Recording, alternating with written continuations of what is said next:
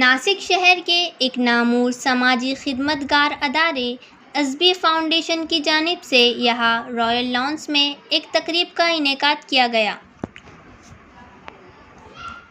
इस तकरीब में शहर के 10वीं और 12वीं के तुलबा व तालिबात की हौसला अफजाई के लिए मुंबई से डॉक्टर रोशन जहाँ शेख तशरीफ़ लाए। इस प्रोग्राम में डॉक्टर रोशन जहाँ ने तुलबा से खिताब करते हुए कहा कि ज़िंदगी में सबसे ज़रूरी है अल्लाह ताला के अहकामात को मानना और सुन्नतों पर अमल करना। अपने मज़हब के अहकामात के ख़िलाफ़ वर्जी करके कोई कुछ नहीं कर सकता। बाद अज़ा डॉक्टर रोशन जहाँ ने अपनी ज़िंदगी से मुताल्लिक़ तजुर्बात को तुलबा के साथ साझा किया। तो आप लोग हमेशा अपनी चाहे वो आप 9th में हो, 8th में हो, 10th में हो, 12th में हो या फिर आप CT की तैयारी कर रहे हो, आपको टाइम मैनेजमेंट बहुत अच्छे से आना चाहिए। और सबसे पहले आपको ये पता होना चाहिए कि आपको एग्ज़ाम में पूछने क्या वाला है। बिकॉज जो हमारी 9th से 12th स्टैंडर्ड तक जो थ्योरी एग्ज़ाम होती है वो काफ़ी डिफरेंट होती है नीट एग्ज़ाम को लेके। NEET exam is totally different thing जो हम अपने वहमो गुमान में भी नहीं सोचते। अभी तक 12th तक हम हमेशा थ्योरी पढ़कर थ्योरी के लॉन्ग आंसर्स लिखकर आते थे और हमें पास करते थे। बट जो नीट एग्ज़ाम होता है वो कहीं से भी कोई भी क्वेश्चन पूछ सकते हैं। तो उसके लिए एक अलग ही स्टडी डिज़ाइन होता है जो आपको प्रिपरेशन से पहले पता होना चाहिए कि आपको नीट में क्या क्या क्वेश्चन आने चाहिए। इसी तरह आपका 10th, 9th, 11th और 8th स्टैंडर्ड के अगर बच्चे हैं उनको भी ये पता होना चाहिए कि एग्ज़ाम में किस तरह के सवालात आने वाले हैं, तो आप उस तरीके से अपनी तैयारी कर सकते हैं। मैं अल्लाह से दुआ करूंगी कि इस छोटी सी कोशिश के थ्रू आप लोगों के अंदर कुछ नए जज्बात पैदा हों, स्पेशली तालीम को लेकर। तो यहाँ पर मुझे बुलाने का मकसद ये है कि मेरी जो लाइफ के फैक्ट्स हैं, मेरे जो ज़िंदगी में जो उतार चढ़ाव रहे हैं उन्हें मैं आपसे थोड़ा बहुत शेयर करूंगी, क्योंकि मुझे ऐसा लगता है कि मेरी जो लाइफ में जितनी भी आजमाइशें रही, जितने भी करम किए मेरे अल्लाह ने मुझ पर, वो आप लोगों के लिए थोड़े बहुत तो मोटिवेशन के बाज़ बनेंगे। मेरे जो अब्बू थे, अल्लाह उनकी मग़फ़िरत करे, वो वेजिटेबल वेंडर थे।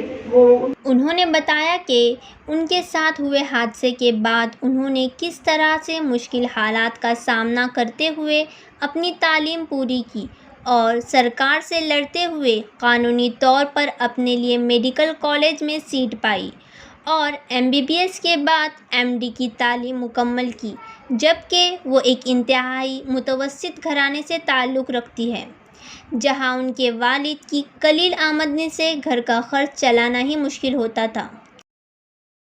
ऐसे में हादसे के बाद अपने दोनों पैर गंवाने के बाद भी रोशन जहाँ ने हिम्मत नहीं हारी और ज़िंदगी के तमाम मुश्किल मराहिल से गुज़रते हुए अपने ख्वाबों को पूरा करने में कामयाब रही।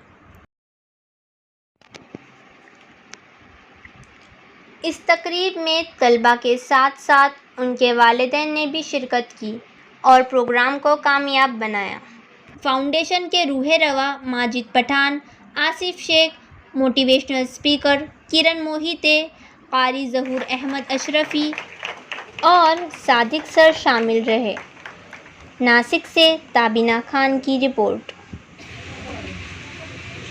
मैम, अभी जो आपने जो काउंसलिंग की, तो ये काउंसलिंग के बाद आप की क्या मतलब एक्सेप्टेशंस है पब्लिक से यहाँ पे? क्या उन्होंने क्या करना चाहिए, गाइडेंस जो दी है आपने, गाइडेंस इसके रिगार्डिंग कैसे अपने आप को डेवलप करने के लिए क्या करना चाहिए? फ़र्स्ट ऑफ़ ऑल तो मैं बहुत ज़्यादा शुक्रगुज़ार हूँ अल्लाह की, और उसके बाद माजिद भाई की और अज़बी फाउंडेशन आसिफ सर की कि उन्होंने मुझे यहाँ पर इन्वाइट किया। और मैं बहुत ज़्यादा खुश हूँ। यहाँ पर जितने भी लोग आए, यहाँ पे मेल पॉपुलेशन भी था, फीमेल भी थी, बच्चे भी थे, बहुत ज़्यादा पॉपुलेशन में लोगों ने शिरकत करके इस छोटी सी कोशिश को कामयाब किया।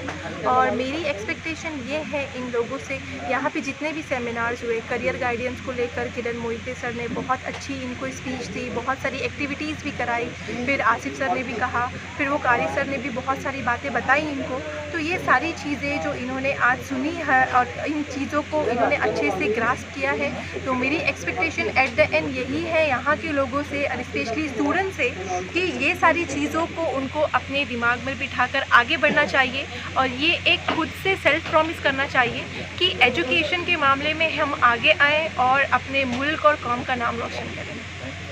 अभी आप कहाँ पे सर्विस प्रोवाइड कर रही हैं, मतलब जॉब करती हैं आप या क्या आपका खुद का क्लिनिक है? मैं बॉन्ड सर्विस कर रही हूँ KEM hospital Seth GS medical college में as a senior resident MD pathology. Okay, तो आप आगे फ्यूचर में और कुछ करना चाहती है क्या सिर्फ आप मतलब यहीं पर आपका सेटिस्फेक्शन है? नहीं, अभी तो ये बॉन्ड सर्विस है जो मुझे कंपलसरी करना है to serve the government, because मैंने अपनी education MBBS and MD degree एक गवर्नमेंट कॉलेज से ली है।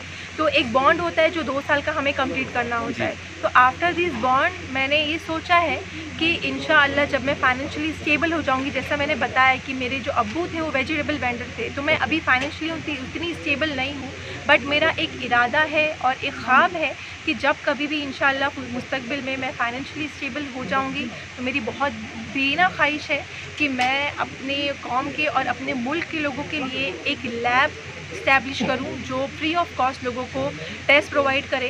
बिकॉज़ ये सपना और ये ख्वाब उस वक्त आया जब मुझे पता चलता, और आप लोगों ने भी एक्सपीरियंस किया होगा, आजकल आप लोकल डॉक्टर के पास भी जाएंगे तो विदाउट टेस्ट कोई भी मेडिकेशन प्रिस्क्राइब नहीं होती है। तो जो टेस्ट है वो काफ़ी कॉस्टली हो गए हैं। तो मैं बहुत, मेरी ऐसी ख्वाहिश है और अल्लाह इस नेक काम में मेरी हेल्प करे किसी भी तरीके से।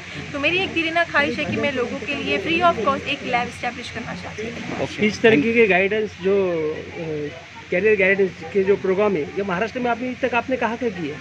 करियर गाइडेंस के प्रोग्राम मैंने काफ़ी जगहों पे देखा है सर। मालेगांव में देखा है, मैं पहला प्रोग्राम मालेगांव गई थी, वहाँ पर करियर गाइडेंस हुआ था। फिर मुंबई में तो एवरी इलाके में होते रहता है ये, बट ये स्टार्ट हुआ सर 2000 आई थिंक 11 में मुंबई में स्टार्ट हुआ पहला प्रोग्राम जो मैंने अटेंड किया था, और उसके बाद मालेगांव में भी हुआ, औरंगाबाद में भी हुआ।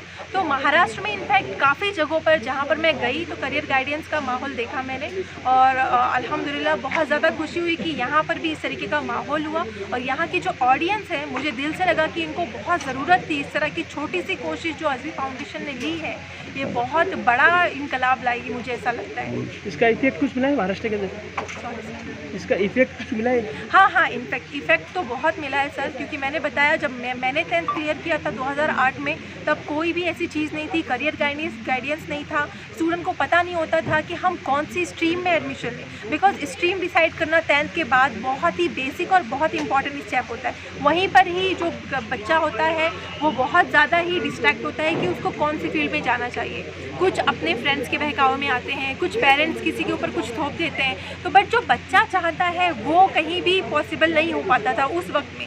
बट अभी माशाल्लाह से जब से ये करियर गाइडेंस काउंसलिंग स्टार्ट हुई है, लोगों ने अपने शहरों में, अपने इलाकों में, कोई भी फाउंडेशन ने जब से ये इनिशिएटिव लिया है इसको स्टार्ट करने का, लोगों को इंटरेक्ट करने का, स्टूडेंट को करियर गाइडेंस के प्रोग्राम में शिरकत करवाने का, तो अल्हम्दुलिल्लाह माशाल्लाह मैंने तो एक्सपीरियंस किया है कि बहुत इफ़ेक्ट आया है। स्पेशली जब लोगों को, अपने बच्चों को, 10th के बच्चों को जो बहुत ही नासमझ होते हैं, उनको कोई भी दुनिया की समझ नहीं होती, तो एक करियर गाइडेंस एक बहुत ही बड़ा और बहुत हेल्प होता है। नासिक के स्टूडेंट को क्या बोलना चाहेंगे आप? नासिक के स्टूडेंट को मैं यही कहना चाहूँगी कि यहाँ पर आके मुझे लगा कि यहाँ के जो बच्चे हैं वो बहुत काबिल हैं, बहुत होशियार हैं, बट उनको थोड़ा सा जो जज्बा है तालीम के मैदान में आगे आने का वो बहुत ज़रूरी है। और मैं उम्मीद करती हूँ, अल्लाह से दुआ भी करूँगी, और उनके जो भी इंटरेक्शन रहे मेरे साथ और दूसरे लोगों के साथ, मुझे ऐसा लगा कि वो इतनी गर्मी में भी यहाँ पर बैठ के 4 घंटे 5 घंटे का प्रोग्राम इतने तहम्मुल से सुना उन्होंने, तो वो एक अपने आप में एक जज्बा है कि वो तालीम के मैदान में आगे आना चाह रहे हैं और ख़ुद से आगे आना चाह रहे हैं। तो एक बहुत बड़ा बदलाव है, बहुत बड़ा चेंज है जो मैंने देखा, और उम्मीद भी करती हूँ कि नासिक इंशाअल्लाह तालीम के मैदान में आगे आएगा और बहुत डेवलपमेंट होगी। Thank you. जज़ाकल्लाह।